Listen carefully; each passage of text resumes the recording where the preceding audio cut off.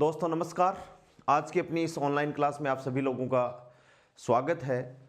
और दोस्तों अपन senior secondary level की जो 12वीं क्लास का अपनी जो यूनिट थी वेव ऑप्टिक्स वो अपन ने कंप्लीट कर ली थी।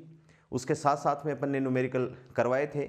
फिर भी मैं 2 क्लास आपको, एक तो ये और एक के नेक्स्ट वाली क्लास, दोनों क्लास न्यूमेरिकल की यानी लगभग 2 घंटे अपन करेंगे।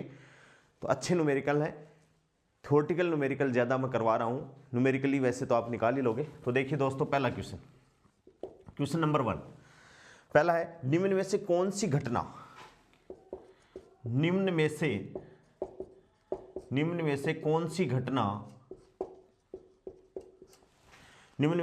घटना हाइगन के सिद्धांत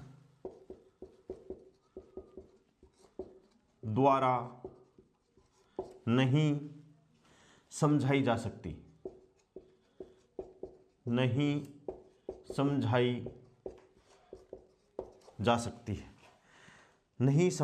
सकती। नंबर 1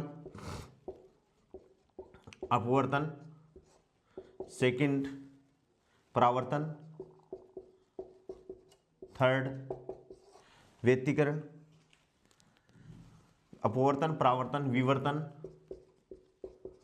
और चौथा है ध्रुवण।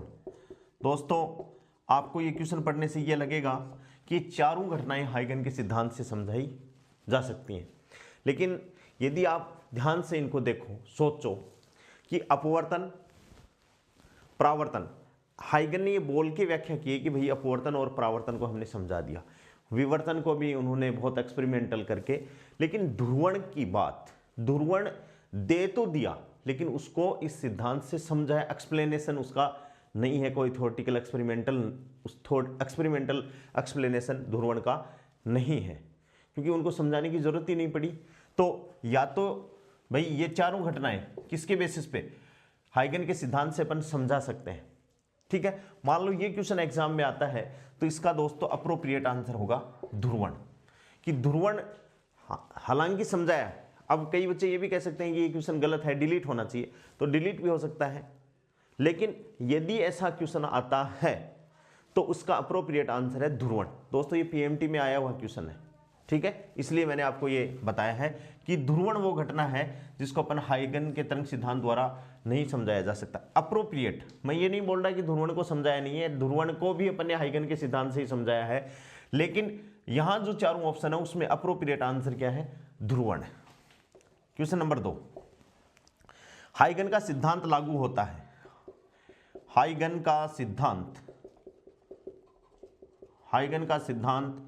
लागू होता है। हाइगन का सिद्धांत लागू होता है ना। ऑप्शन 1 केवल प्रकाश तरंगों के लिए, केवल प्रकाश तरंगों के लिए। ऑप्शन 2 केवल ध्वनि तरंगों के लिए, केवल ध्वनि तरंगों के लिए। नंबर 3 केवल यांत्रिक तरंगों के लिए, केवल यांत्रिक तरंगों के लिए। और ऑप्शन 4 है उपरोक्त सभी तरंगों के लिए। ठीक है, तो इसमें इसका अप्रोप्रिएट आंसर क्या है कि यहां भी ये लगता है, ये इसमें भी लगता है, इसमें भी लगता है, उपरोक्त सभी तरंगों के लिए। लेकिन अपन मोस्टली अपन पढ़ रहे हैं तो अपन ने तो प्रकाश तरंगों के लिए पढ़ा है, ध्वनि तरंगों के लिए भी फॉलो होगा और यांत्रिक तरंगों के लिए भी फॉलो होगा। तो ये क्वेश्चन भी अच्छा क्वेश्चन है, इसको आपको ध्यान में रखना है। क्वेश्चन नंबर 3, पहला क्वेश्चन यदि डिलीट हो जाए तो भी कोई अतिशयोक्ति नहीं है, क्योंकि ये चारों घटनाएं अपन किसके, हाइगन के सिद्धांत से समझा सकते हैं। ठीक है, लेकिन मान लो डिलीट नहीं हो और आरपीएससी यदि या सही मानेगी तो इसको ध्रुवण को, जबकि अपन ने ध्रुवण, भाई हाइगन के सिद्धांत से अपन ने ध्रुवण को समझाया, लेकिन हाइगन के सिद्धांत से मैंने आपको इंपॉर्टेंट पॉइंट करवा के भी लिखा है कि हाइगन ने ये नहीं बताया कि ध्रुवण है वो अनुदैर्घ्य तरंगों का है या अनुप्रस्थ तरंगों का है, यह हाइगन ने नहीं बताया। तरंग प्रकृति के आधार पर हाइगन ने, यहाँ व्यतिकरण होता तो व्यतिकरण को भी हाइगन ने समझा दिया, लेकिन तरंग प्रकृति ध्रुवण कौन सी तरंगों का हो सकता है, इस बात की पुष्टि किसने नहीं की, हाइगन ने नहीं की कि ये अनुदैर्घ्य तरंगों में है या अनुप्रस्थ तरंगों में है। ये तो ध्रुवण करने पर अपन को पता चला कि यही घटना है जो ध्वनि तरंगों को प्रकाश तरंगों से क्या करती है, अलग करती है, और वो घटना कौन सी है, ध्रुवण। तो अपन ये कह सकते हैं कि भाई हाइगन के सिद्धांत से इसका एक्सप्लेनेशन नहीं हुआ। यहाँ ध्रुवण का मतलब आप अनुप्रस्थ तरंगों से समझ सकते हो, अनुप्रस्थ तरंगों से, ठीक है, जिससे आपको कंफ्यूज ना हो। हाँ, नेक्स्ट तीसरा क्वेश्चन क्या है, हाइगन के द्वितीयक तरंगिकाओं के सिद्धांत से, हाइगन के द्वितीयक तरंगी, हाइगन के द्वितीयक तरंगिकाओं के सिद्धांत से व्याख्या, द्वितीयक तरंगों के सिद्धांत से व्याख्या की जा सकती है, व्याख्या की जा सकती है। ऑप्शन फर्स्ट, प्रकाश का माध्यम में संचरण, प्रकाश का माध्यम में संचरण। ऑप्शन सेकंड, प्रकाश के परावर्तन की, प्रकाश के परावर्तन की। थर्ड, प्रकाश के अपवर्तन की, प्रकाश के अपवर्तन की। और उपरोक्त सभी की। चौथा है उपरोक्त सभी की, ठीक है। तो दोस्तों इसका आंसर क्या है, उपरोक्त सभी। क्वेश्चन नंबर 4, हाइगन के द्वितीयक तरंग सिद्धांत द्वारा, हाइगन के द्वितीयक तरंग सिद्धांत द्वारा, हाइगन के द्वितीयक तरंग सिद्धांत द्वारा प्राप्त किया जा सकता है, प्राप्त किया जा सकता है।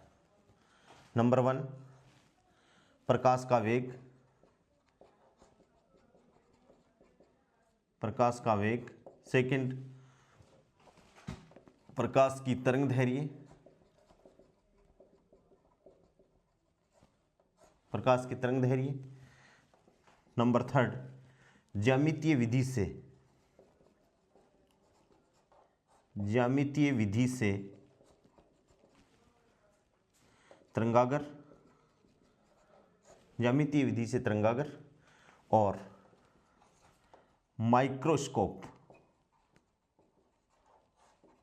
माइक्रोस्कोप से आवर्धन क्षमता। बहुत अच्छा क्वेश्चन है, जोरदार। तो हाइगन का जो तरंग सिद्धांत है वो अपन को केवल ये बात बताती है कि ज्यामितीय रूप से, ये वहाँ भी मैंने आपको एक्सप्लेन किया था कि केवल इस बात की पुष्टि करता है कि माध्यम में तरंग है, वो तरंगागर के रूप में माध्यम में आगे कैसे बढ़े, उसको अपन कैसे ज्यामितीय मतलब प्लॉट कर सकते हैं। अपने याद हो तो अपन ने द्वितीयक तरंगिकाओं से क्या बनाई थी, स्पर्श रेखा बनाई थी, और वहाँ से इस बात की, तो ज्यामितीय विधि से तरंगागर माध्यम में कैसे आगे बढ़ता है, इस बात की पुष्टि कौन करता है, हाइगन का सिद्धांत करता है, ठीक है। हाइगन के सिद्धांत में मुख्य कमी थी, ठीक है। क्वेश्चन नंबर 5, 2 कमियां थी जो अपन को क्वेश्चन के हिसाब से करना पड़ेगा।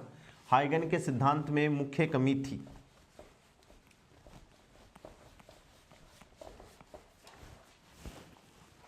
क्वेश्चन नंबर 5, हाइगन के सिद्धांत में मुख्य कमी थी। ऑप्शन फर्स्ट, प्रकाश के ऋजुरेखीय संचरण की,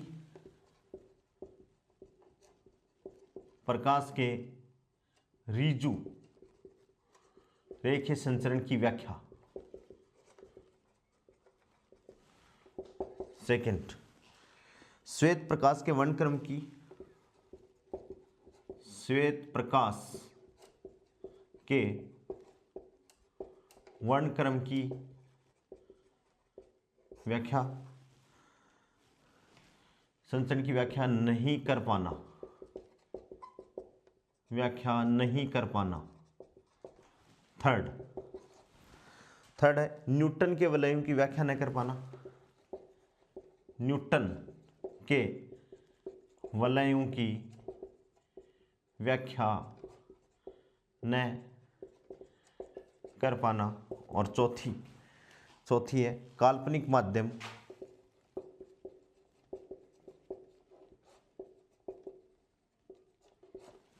माध्यम ईथर की प्रायोगिक पुष्टि नहीं होना। ठीक है, ऊपर की जो चारों ऑप्शन 3 हैं इनकी व्याख्या ये कमी नहीं थी भाई, इस के बारे में उन्होंने बता दिया था सारी बातें, लेकिन एक तो उन्होंने इस बात की प्रायोगिक पुष्टि नहीं की। और दोस्तों एक पांचवा में और लिख देता हूं कि तरंगागर आगे की दिशा में सारी ऊर्जा लेकर बढ़ता है तथा पीछे की तरफ ऊर्जा की पुष्टि उन्होंने नहीं की। इस बात का आपको ध्यान में रखना है, यह भी एक कमी थी। हाइगन ने केवल ये कह दिया कि तरंगागर है वो माध्यम में हमेशा आगे की तरफ ही बढ़ेगा, पीछे की तरफ उसकी ऊर्जा में किसी प्रकार का कोई ह्रास बढ़ेगी नहीं। लेकिन अपन ने देखा कि भाई जितनी ऊर्जा आगे की तरफ जा रही है उतनी ऊर्जा पीछे की तरफ भी आ रही है। इस बात की पुष्टि किसने नहीं की? हाइगन ने नहीं की। तो एक तो कमी क्या थी? काल्पनिक माध्यम ईथर की प्रायोगिक पुष्टि नहीं होना, और एक तरंगागर की आगे की दिशा में सारी ऊर्जा लेकर बढ़ना, जबकि ऊर्जा तो पीछे की तरफ भी है। तो ये तो बता दिया हाइगन ने कि तरंगागर आगे की दिशा में सारी ऊर्जा लेकर बढ़ता है, लेकिन इस बात को नहीं बताया, इस वाली को। तो ये इंपॉर्टेंट होगी, और ये क्या होगी? इसके सिद्धांत में कमी होगी दोस्तों। क्या होगी? पीछे की तरफ ऊर्जा की पुष्टि उन्होंने नहीं की थी, तो ये क्या है? हाइगन के सिद्धांत में कमी है। Question number 6। क्वेश्चन 6 क्या है? प्रकाश की तरंग प्रकृति होती है। प्रकाश की तरंग प्रकृति होती है। प्रकाश की तरंग प्रकृति होती है क्योंकि ऑप्शन है 4, आगे लिख दे रहा हूं ऑप्शन को, कि प्रकाश की तरंग प्रकृति होती है। किस लिए होती है? ऑप्शन फर्स्ट यहां लिख रहा हूं, देखो। प्रकाश सीधी रेखा में गमन करता है। प्रकाश सीधी रेखा में गमन करता है। ऑप्शन सेकंड, प्रकाश में परावर्तन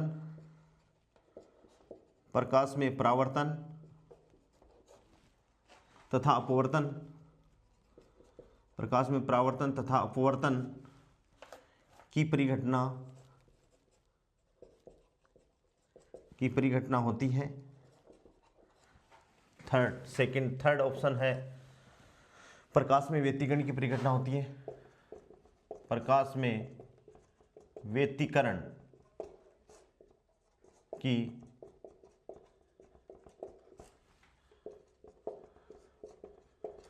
व्यतिकरण की परिघटना होती है, और प्रकाश विद्युत प्रभाव की परिघटना होती है।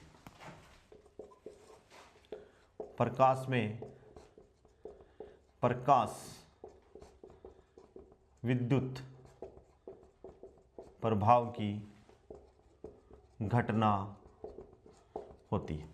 तो दोस्तों देखो, ये तो न्यूटन के सिद्धांत से भी एक्सप्लेन की जा सकती थी। परावर्तन और अपवर्तन की व्याख्या न्यूटन के सिद्धांत से अपन ने कर दी थी। अपन मेन जो हाइगन का सिद्धांत आया वो व्यतिकरण से आया, कि व्यतिकरण, विवर्तन, ध्रुवण आदि की व्याख्या ये नहीं कर पाया, और ये समझा ही नहीं इसका। तो इसका थर्ड ऑप्शन इस क्या हो गया? अप्रोप्रिएट हो गया। ठीक है। क्वेश्चन नंबर 7 है, प्रकाश की तरंग प्रकृति की पुष्टि होती है। प्रकाश की तरंग प्रकृति की पुष्टि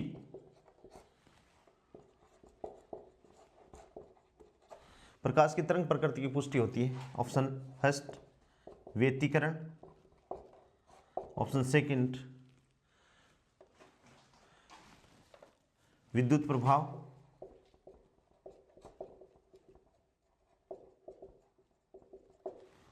ऑप्शन थर्ड परावर्तन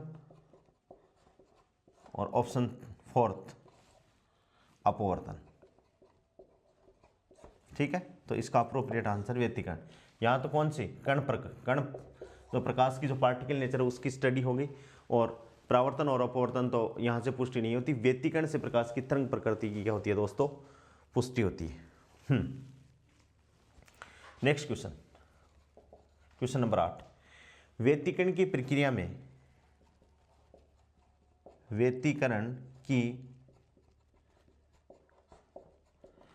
में ऊर्जा ऑप्शन फर्स्ट है सुरक्षित रहती है, लेकिन उसका सुरक्षित रहती है लेकिन उसका पुनर्वितरण हो जाता है, लेकिन उसका पुनर्वितरण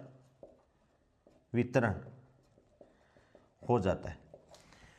ठीक है, ऑप्शन 2 सेकंड ऑप्शन है प्रत्येक बिंदु पर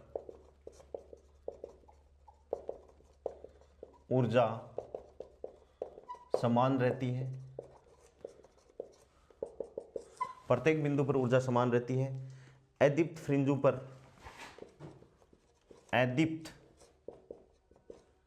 फ्रिंजों पर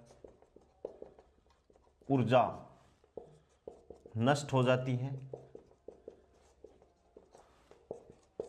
और फोर्थ ऑप्शन है दीप्त फ्रिंजों पर ऊर्जा उत्पन्न होती है।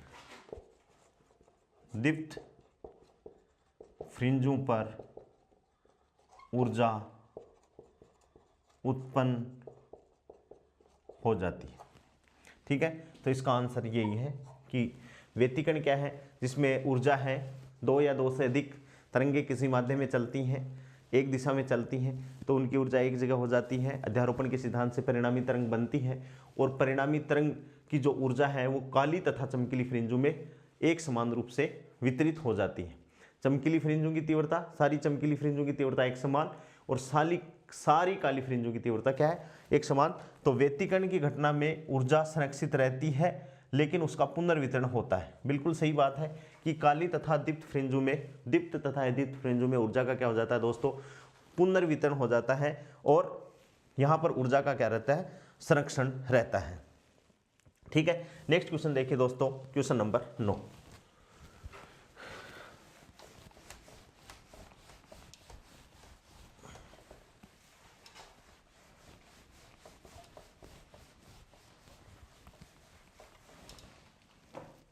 क्वेश्चन नंबर 9,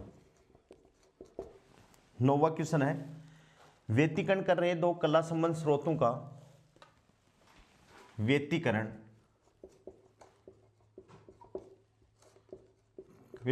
कर रहे दो कला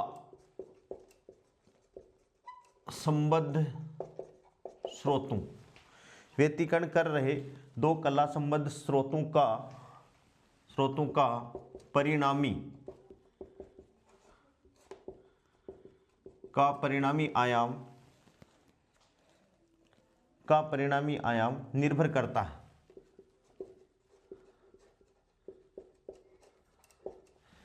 का परिणामी आयाम निर्भर करता है। ऑप्शन फर्स्ट सिर्फ आयाम पर, सेकंड सिर्फ कलांतर पर,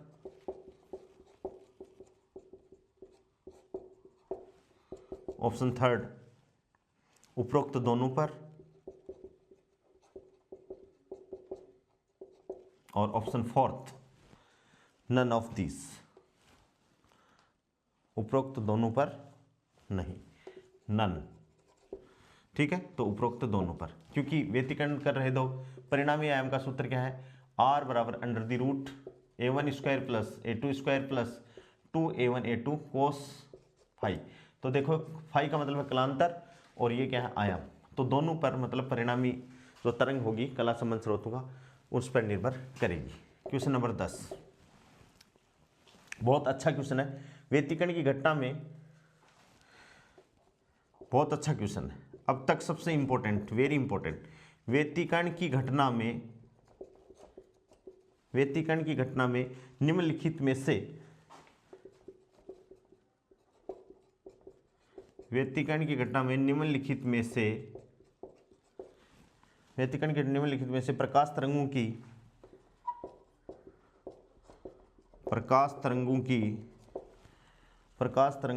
कौन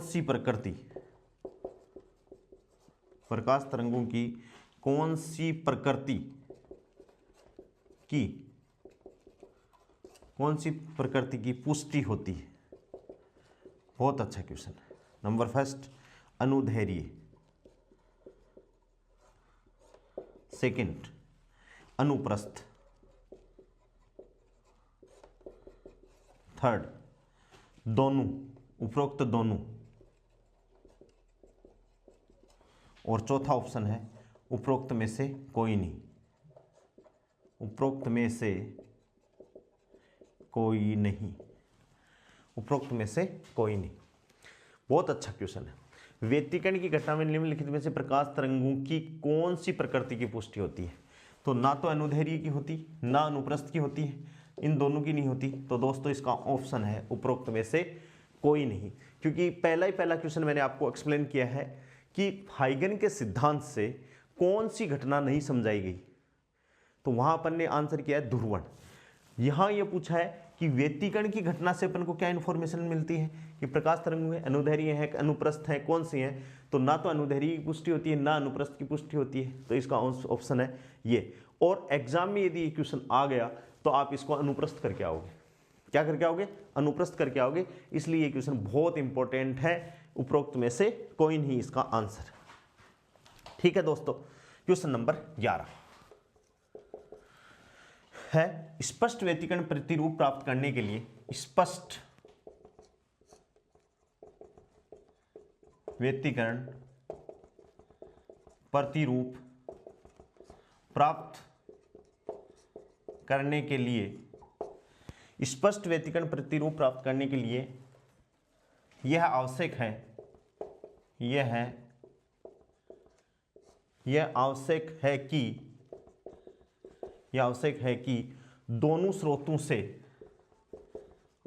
कि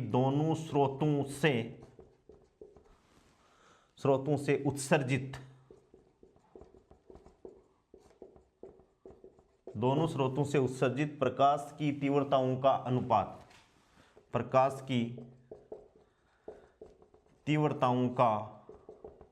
अनुपात, ये भी बहुत अच्छा क्वेश्चन है। ऑप्शन फर्स्ट है 2:1, ऑप्शन सेकंड है 1:2, ऑप्शन थर्ड है 1:1 और ऑप्शन फोर्थ है दोस्तों 1:3। ठीक है, तो इसका आंसर क्या होगा? थर्ड। कि जो छेद जो अपन ने निकाले हैं वहां से जो प्रकाश की तीव्रता है स्पष्ट व्यतिकरण प्रतिरूप प्राप्त करने के लिए आवश्यक है कि दोनों स्रोतों से उत्सर्जित जो कला संबंध स्रोत है तीव्रताओं का अनुपात क्या होना चाहिए? 1:1 होना चाहिए। क्योंकि व्यतिकरण जब एक स्रोत होता है, एक स्रोत के अपन दो स्रोत बनाएंगे तो ही व्यतिकरण प्रतिरूप प्राप्त होगा। और जब व्यतिकरण प्रतिरूप अपन को प्राप्त हो रहा है तो वहां से उन छेदों से निकलने वाली जो लाइट है उसकी तीव्रता क्या होगी दोस्तों? 1:1। ये बात आपको ध्यान में रखनी है। क्वेश्चन नंबर 12वां क्वेश्चन क्या है? पथांतर और कलांतर। अक्ष पथांतर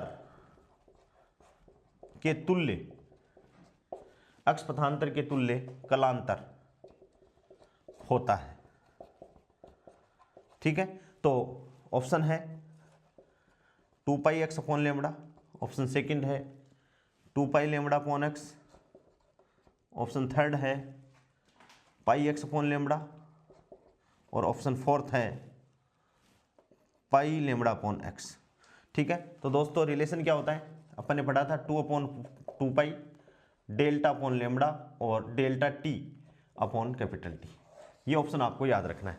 फाई कलांतर है, डेल्टा पथांतर है। यहाँ पथांतर को x का है अगले ने, तो इन दोनों को अपन देख लें भाई क्या है। तो φ/2π बराबर x/λ। तो यहाँ से x क्या हो गया दोस्तों? x पथांतर के तुल्य कलांतर पूछा है, फाई पूछा है, तो फाई यहाँ से निकालोगे तो फाई बराबर क्या है? 2πx/λ। पहला ही ऑप्शन। इन दोनों को बराबर कर दो, यदि टाइम पूछे तो इन दोनों को बराबर कर लो, यदि कलांतर और टाइम पूछे तो इन दोनों को बराबर कर लो। तो ये रिलेशन अपन को याद रखना है। रिलेशन क्या है कि कलांतर फाई कितना होता है मैक्सिमम 2 पाई, पथांतर डेल्टा कितना लेमड़ा, और समय अंतर डेल्टा टी बटे 1 आवर्तकाल के बराबर। इसको याद रखना है। जो भी पूछे, जैसे इसमें पूछे तो इन दोनों को बराबर कर दो, इसमें पूछे तो इन दोनों को बराबर कर दो, और कहीं से भी जो भी टर्म पूछे आप यहाँ निकाल सकते हो ऐसे क्वेश्चनों के लिए। अब ये क्वेश्चन तो डायरेक्ट फॉर्मूला पूछ लिया, ठीक है। इसी क्वेश्चन में x की जगह मान लो पथांतर कुछ भी दे दे आपको, जैसे π/2 या 2 लेमड़ा के लिए कलांतर कितना होगा, तो अपन इस क्वेश्चन को, ये क्वेश्चन अच्छा है, कई प्रकार से ये आ सकता है, इंपॉर्टेंट ध्यान में अपन को रखना है। एक चीज आपको ऐसा लग रहा होगा कि सर बहुत सरल क्वेश्चन बता रहे हैं। ये क्वेश्चन मैं इसलिए बता रहा हूं कि आप धीरे धीरे हार्ड भी आएंगे तो अपन कर लेंगे उनको। धीरे धीरे आपका कॉन्फिडेंस बना रहे कि हाँ भाई मेरे को ये आने लग गए, ठीक है। क्वेश्चन नंबर 13वां क्वेश्चन देखिए दोस्तों।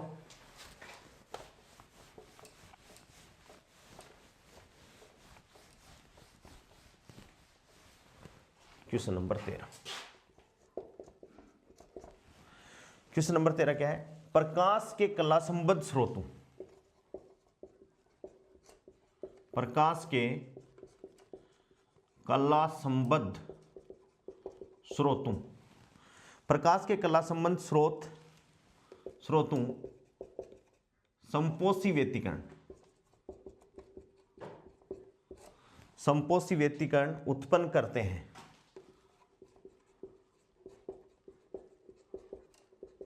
संपोषी व्यतिकरण उत्पन्न करते हैं जबकि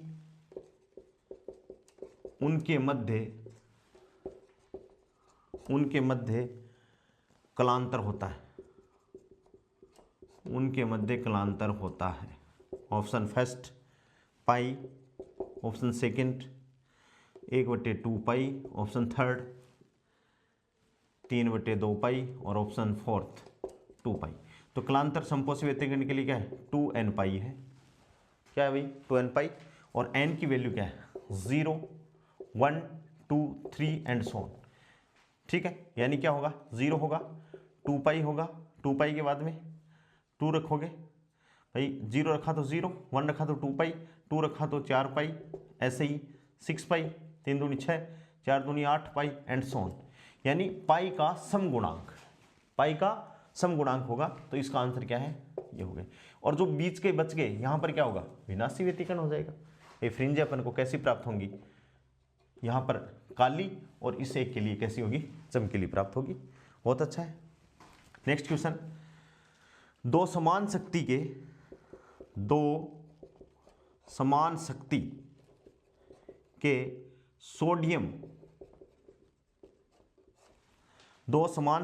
सोडियम लैंप से प्राप्त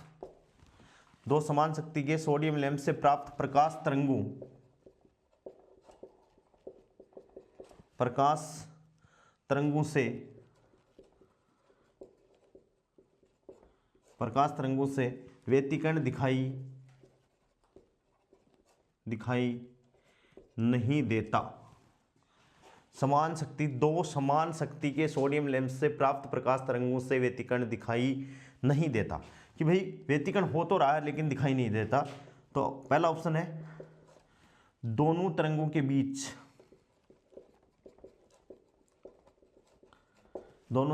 बीच कलांतर नियत नहीं रहता,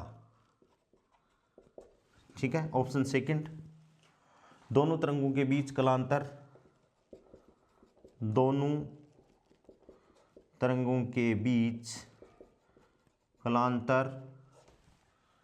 शून्य रहता है, ठीक है। ऑप्शन थर्ड, दोनों तरंगों की तीव्रता भिन्न भिन्न होती है, दोनों तरंगों की तीव्रता भिन्न भिन्न होती है। और ऑप्शन फोर्थ, दोनों तरंगों की आवृत्तियां भिन्न भिन्न होती हैं, दोनों तरंगों की आवृत्तियां भिन्न भिन्न होती है। ठीक है, तो दोस्तों देखो, दो समान शक्ति के यानी अलग अलग सोडियम लैंप लगे हुए हैं, और अलग अलग अपन ने जब बात की थी कला संबद्ध स्रोतों की, कि कला संबद्ध स्रोत व्यतिकरण तभी प्राप्त हो सकता है जब एक स्रोत के दो स्रोत बनाए जाएं और उनके मध्य कलांतर का मान क्या हो दोस्तों, नियत रहे। और उनके मध्य कलांतर का मान या तो नियत रहे या शून्य हो, ऐसी कंडीशन थी। अब जब स्रोत ही दो अलग अलग हो गए, अलग अलग स्रोत हमेशा क्या होते हैं, एक दूसरे से इंडिपेंडेंट होते हैं, तो उनके मध्य कलांतर का मान नियत रहे, कदापि नियत नहीं रहेगा। तो इसका पहला ही आंसर है कि भाई ये दोनों अलग अलग स्रोत लिए हैं, दोनों अलग अलग स्रोत लिए हैं, तो कला संबद्ध स्रोत नहीं है। तो सीधी सी बात है कि भाई इनके बीच में कलांतर, दोनों तरंगों के बीच कलांतर क्या नहीं रहता, नियत नहीं रहता। कलांतर का मान क्या नहीं रहता, नियत नहीं रहता, और कलांतर का मान नियत नहीं रहता तो व्यतिकरण प्रतिरूप प्राप्त नहीं हो सकता। तो पहला ही ऑप्शन इसका correct answer. Question number 15, question number 15 question है, कला संबद्ध स्रोत प्राप्त किए जा सकते हैं, कला संबद्ध स्रोत प्राप्त किए जा सकते हैं, कला संबद्ध स्रोत प्राप्त किए जा सकते हैं। ठीक है, पहला, केवल तरंगागर, केवल तरंगागर के विभाजन द्वारा, ऑप्शन सेकंड, केवल आयाम के विभाजन से, केवल आयाम के विभाजन से, ऑप्शन थर्ड, तरंगागर व आयाम दोनों के विभाजन से, और उपरोक्त में से कोई नहीं, में से कोई नहीं। ठीक है, तो दोस्तों इसमें है दोनों। भाई कला संबद्ध स्रोत अपन केवल तरंगागर के विभाजन से ही नहीं, आयाम के विभाजन से भी अपन दोस्तों क्या कर सकते हैं, प्राप्त कर सकते हैं। ये दोनों विधियां हैं, और जब मैंने आपको पढ़ाई तो अलग अलग मैंने आपको डिवाइस भी बताई हैं कि कौन कौन सी युक्ति किस किस सिद्धांत पर कार्य करती है। जैसे एकल झिरी कौन से सिद्धांत पर कार्य कर देगी, यंग डबल स्लिट है वो कौन से सिद्धांत पर कार्य करता है, तो वहाँ उस वीडियो को आप ध्यान से देखोगे तो ये क्वेश्चन बहुत क्या है, आसान है। कला संबद्ध स्रोत बनाने के दो अपने पास में तरीके हैं, दो विधियां हैं, एक तरंगागर के विभाजन द्वारा और एक आयाम के विभाजन द्वारा। ठीक है, क्वेश्चन नंबर 16, दो झिरियों से, हाँ दो झिरियों से, दो झिरियों से निर्गत प्रकाश, दो झिरियों से निर्गत प्रकाश के व्यतिकरण से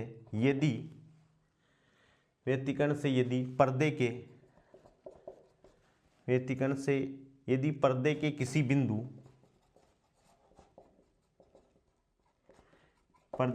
बिंदु पर पीले रंग के प्रकाश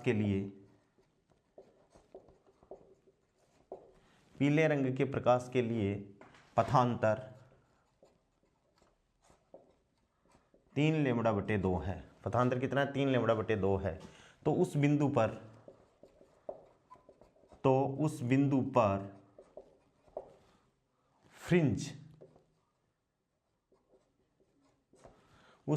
फ्रिंज दिखाई देगी। ऑप्शन पहला पीली, ऑप्शन सेकंड सफेद, ऑप्शन थर्ड काली, और ऑप्शन फोर्थ चमकीली। ठीक है दोस्तों, तो अब ये क्वेश्चन यदि कोई बंदा पीले रंग से यदि कंफ्यूज हो जाए कि भाई पीला रंग दिया है, लेकिन अपन को अपनी कंसेप्ट क्या है कि भाई पथांतर अपन जानते हैं, यदि समपोषी व्यतिकरण होता है तो पथांतर कितना होता है, n λ, या इसको अपन कहते हैं 2n λ/2, यानी λ/2 का समगुणांक। और यदि विनाशी व्यतिकरण होता है तो पथांतर कितना, 2n + 1 λ/2। ठीक है, तो यहां से अपन देखें एन की वैल्यू यहां 0 करें तो लेमड़ा बटे 2, एन की वैल्यू 1 करें तो कितना होगा दोस्तों 3 लेमड़ा अपॉन 2। तो 3 लेमड़ा अपॉन 2 का पथांतर अगले ने दे रखा है, इसका मतलब व्यतिकरण कैसा होगा विनाशी, व्यतिकरण कैसा होगा विनाशी। और विनाशी व्यतिकरण में फ्रिंज अपन को कैसी प्राप्त होगी काली, विनाशी व्यतिकरण में कैसी फ्रिंज प्राप्त हो जाएगी काली फ्रिंज प्राप्त हो जाएगी। तो इसको पीले रंग से अपन को कंफ्यूज नहीं होना है, इसका आंसर दोस्तों क्या हो जाएगा काली फ्रिंज। कैसी फ्रिंज हो जाएगी काली फ्रिंज, इस बात का आपको ध्यान में रखना है। अच्छा क्वेश्चन है, ठीक है। नेक्स्ट क्वेश्चन देखिए दोस्तों, हाँ क्वेश्चन नंबर 17।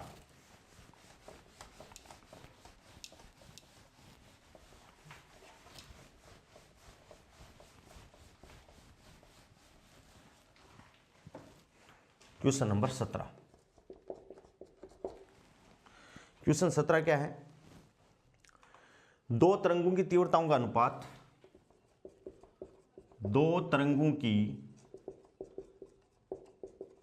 तीव्रताओं का अनुपात, दो तरंगों की तीव्रताओं का अनुपात 25:1 है। क्या है 25:1 है। यदि वे व्यतिकरण उत्पन्न करती हैं, यदि वे व्यतिकरण उत्पन्न करती हैं, यदि वे व्यतिकरण उत्पन्न करती हैं तो अधिकतम, ऐसा क्वेश्चन आता है, अधिकतम तथा न्यूनतम तीव्रताओं का अनुपात, अधिकतम तथा न्यूनतम तीव्रताओं का अनुपात होगा। ठीक है, ऑप्शन है दोस्तों 25:1, ऑप्शन सेकंड 5:1 और ऑप्शन थर्ड 9:4 और ऑप्शन फोर्थ है 4:9। ठीक है भाई, दो तरंगों की तीव्रताओं का अनुपात, यानी अपन को दोस्तों I1/I2 बराबर कितना दे रखा है 25:1। यदि इंप्लाइज दैट इसको दोनों तरफ अपन वर्गमूल ले लें तो I1/I2 बराबर कितना होगा 5/1। वर्गमूल ले लें 25 ये तो कितना आ गया 5/1। ध्यान से अपन देखें, अब अपन जानते हैं I मैक्सिमम √I1 + √I2 का होल स्क्वायर और I मिनिमम √I1 - √I2 का होल स्क्वायर। ये फॉर्मूला अपन पढ़ चुके हैं। न्यूनतम यानी अधिकतम और न्यूनतम आ गई, इसका मतलब ये व्यतिकरण हो गया। मैंने आपको बताया था कि जब भी अपन को तीव्रताएं कैलकुलेट करनी है तो तीव्रताओं का मतलब है व्यतिकरण से पहले तीव्रताएं होंगी तरंगों की। लेकिन या तो व्यतिकरण हो गया या पर्दे पर अपन को, जैसे मान लो यहां पर न्यूनतम अधिकतम नहीं दे रखा और अगला अपन को ये पूछ लेता कि भाई पर्दे पर जो फ्रिंजें बनेंगी उनकी तीव्रताओं का अनुपात, तब भी अपन को यह समझना था कि भाई चमकीली और काली फ्रिंजों की तीव्रताओं का अनुपात है। व्यतिकरण के बाद तीव्रताओं का अनुपात, इसका मतलब I मैक्सिमम I मिनिमम का अनुपात पूछा है और इसमें तो डायरेक्ट अगले ने पूछा ही है। तो यहां से देखो ऊपर से I1 I2 कॉमन ले लो दोनों तरफ से, तो अपन ने कॉमन लिया तो I मैक्सिमम बटे I मिनिमम, ऊपर से इसको कॉमन लोगे तो I1/I2 √I1, तो ये ऊपर +1 बच गया का होल स्क्वायर बटे I1/I2 -1 का होल स्क्वायर, जो कॉमन लिया था ऊपर से कट गया।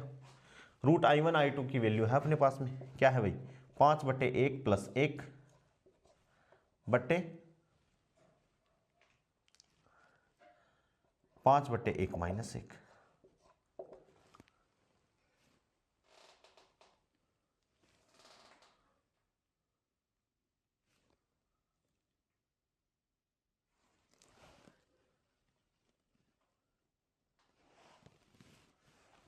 का स्क्वायर तो कितना हो गया, नीचे तो कुछ नहीं तो 6 छक 36 भाई 6 हो गए और नीचे क्या हो गया 4 हो गए तो 4 चौक 16, 4 से काटेंगे तो 9 चौक 36 और 4 चौक 16, तो I मैक्सिमम बटे I मिनिमम बराबर कितना हो गया 9/4। तो इसका आंसर हो गया 9/4। ऐसे ही मान लो A1/A2 का अनुपात पूछ लेता तो भी अपन निकाल सकते थे। W1 W2 का अनुपात पूछता तो भी अपन निकाल सकते थे। भाई ये जो अपन ने स्लिट है उनकी विड्थ अपन को पता है, अपन को पता है कि I समानुपाती क्या होगा, A² समानुपाती क्या होगा विड्थ, ये अपन पहले ही कर चुके हैं। तो इससे रिलेटेड ऐसा क्वेश्चन अपने एग्जाम में आ सकता है, अच्छा क्वेश्चन, ठीक है। हाँ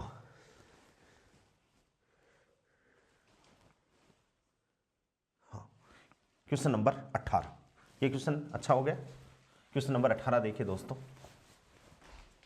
ये मैं मिटा देता हूँ, ये समझ में आ गया होगा क्वेश्चन, बहुत सिंपल है। क्वेश्चन नंबर 18 यहाँ लिख देता हूँ।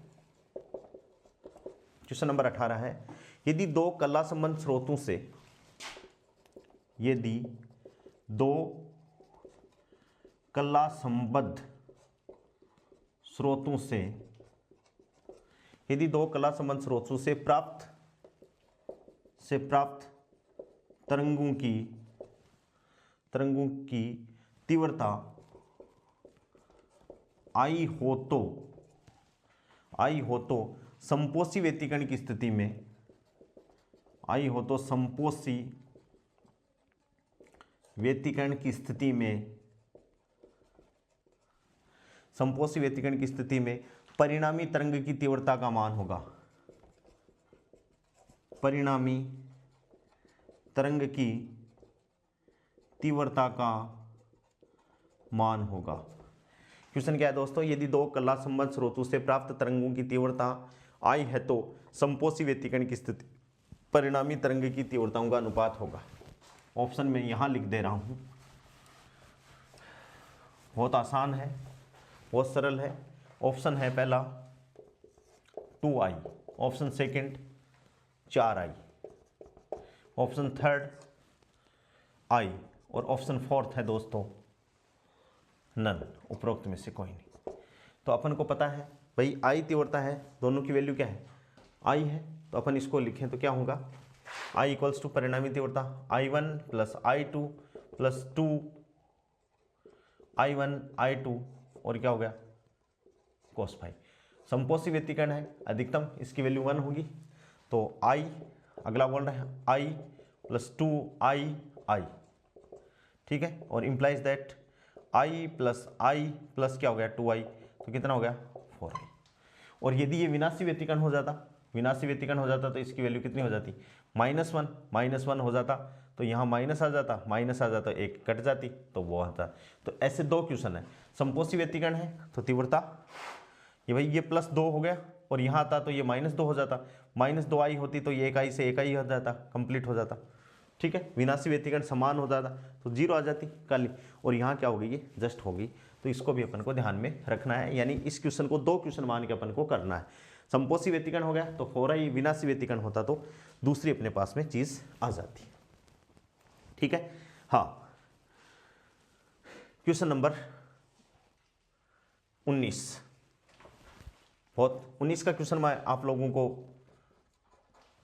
इंपॉर्टेंट है। यदि दो तरंगों की तीव्रता, यदि दो तरंगों की तीव्रता 2 व 3 मात्रक हो तो, 2 व 3 मात्रक हो तो अतिव्यापन क्षेत्र में प्रकाश की औसत तीव्रता होगी। तो अतिव्यापन क्षेत्र में प्रकाश की तीव्रता होगी, ठीक है। ऑप्शन फर्स्ट है दोस्तों 2.5, ऑप्शन सेकंड है 6, ऑप्शन थर्ड है 5 और ऑप्शन फोर्थ है 13, ठीक है। इसका आंसर 5 होगा, बहुत सिंपल है, खाली जुड़ जाएंगी दोनों। यदि इसमें दोनों को जोड़ के 2 का भाग दे दोगे तो क्वेश्चन को गलत कर दोगे, इस हिसाब से ये क्वेश्चन भी अच्छा है भाई। औसत तीव्रताएं दोनों हैं वो क्या होंगी, जुड़ जाएंगी, ये इस अच्छा है, ठीक है। नेक्स्ट क्वेश्चन देखिए, क्वेश्चन नंबर 20।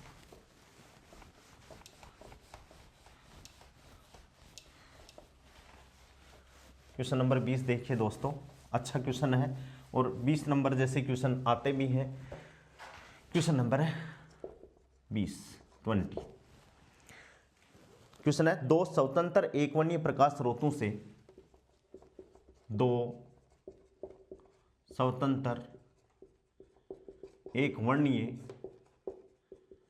प्रकाश स्रोतों से, दो एकवर्णीय प्रकाश स्रोतों से प्रकाश तरंगों के विस्थापन समीकरण, प्रकाश तरंगों के विस्थापन समीकरण, प्रकाश तरंगों के विस्थापन समीकरण क्या दे दिया दोस्तों, y1 equals to 2 sine omega T minus के एक्स, और y2 इक्वल्स टू अपन को दे दिया 3 कोस ओमेगा टी माइनस के एक्स। ठीक है, तो सत्य कथन होगा, ऐसे क्वेश्चन बहुत आते हैं, तो सत्य कथन होगा ऑप्शन फर्स्ट। अच्छा क्वेश्चन, इंपॉर्टेंट, वेरी इंपॉर्टेंट। दोनों तरंगे कला संबद्ध हैं, दोनों तरंगे कला संबद्ध हैं, ऑप्शन सेकंड। दोनों तरंगे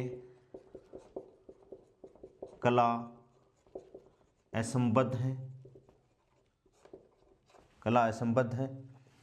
थर्ड, दोनों तरंगों के आवर्तकाल भिन्न हैं, दोनों तरंगों के आवर्तकाल भिन्न हैं। और ऑप्शन फोर्थ, उपरोक्त में से कोई नहीं, नन ऑफ दीज। बहुत अच्छा क्वेश्चन है। यहाँ ध्यान से अपन देखें तो इसमें यदि साइन में अपन कन्वर्ट करना चाहें तो इसको अपन लिख सकते हैं y2 equals to sine 3 sine π/2 plus omega T minus के एक्स। तो इसमें कलांतर कितने का आ गया, π/2 का कलांतर आ गया दोस्तों। कितने का आ गया, π/2 का कलांतर। इसका मतलब व्यतिकरण होगा ही नहीं, यानी दोनों जो कला संबद्ध स्रोत हैं उनमें क्या है, पथ का अंतर है, पथ नियत ही नहीं है समय के सापेक्ष।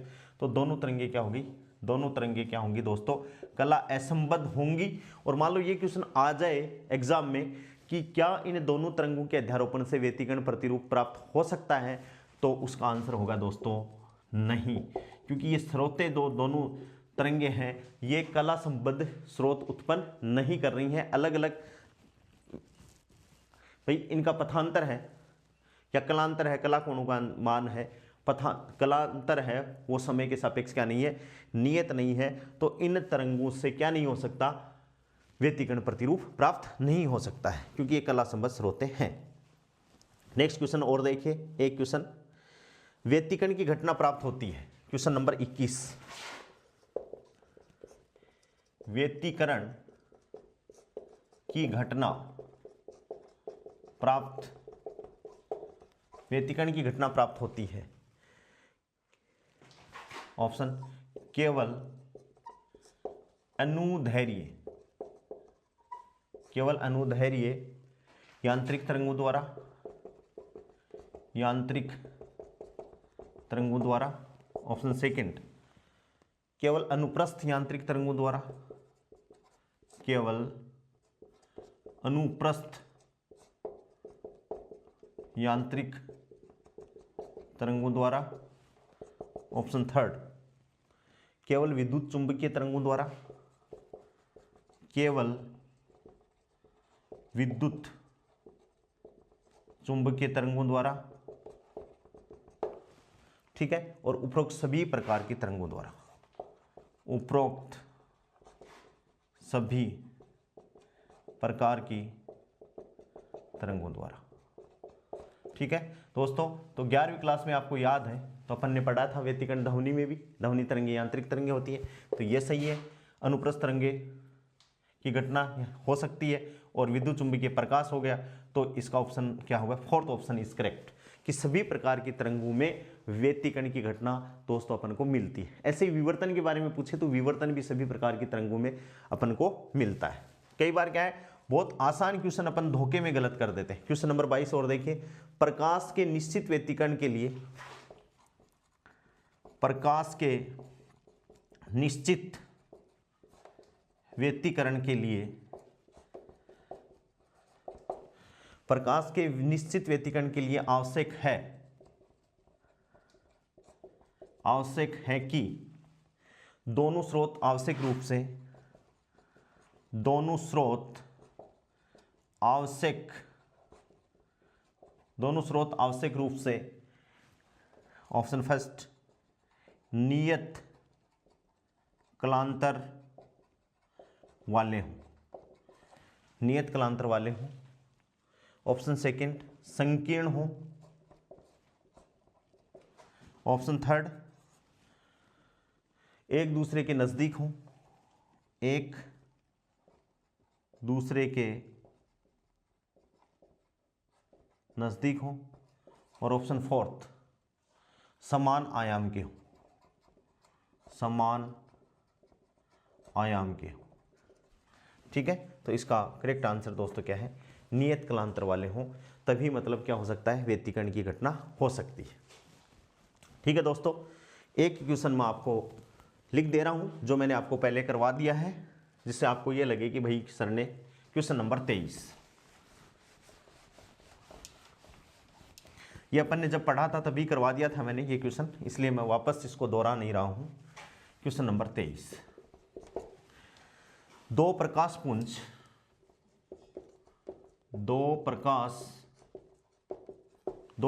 पुंज जिनकी तीव्रताएं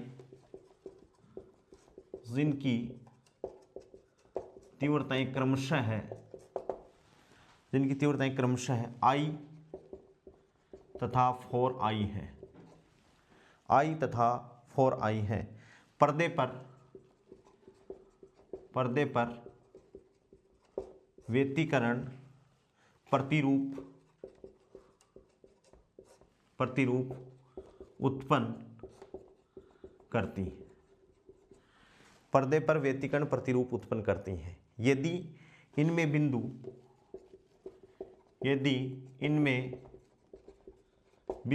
ए पर π/2 ये π/2 तथा बिंदु ए पर π/2, बिंदु बी पर 2π का कलांतर है तो 2π का कलांतर है तो ए तथा बी की परिणामी तीव्रताओं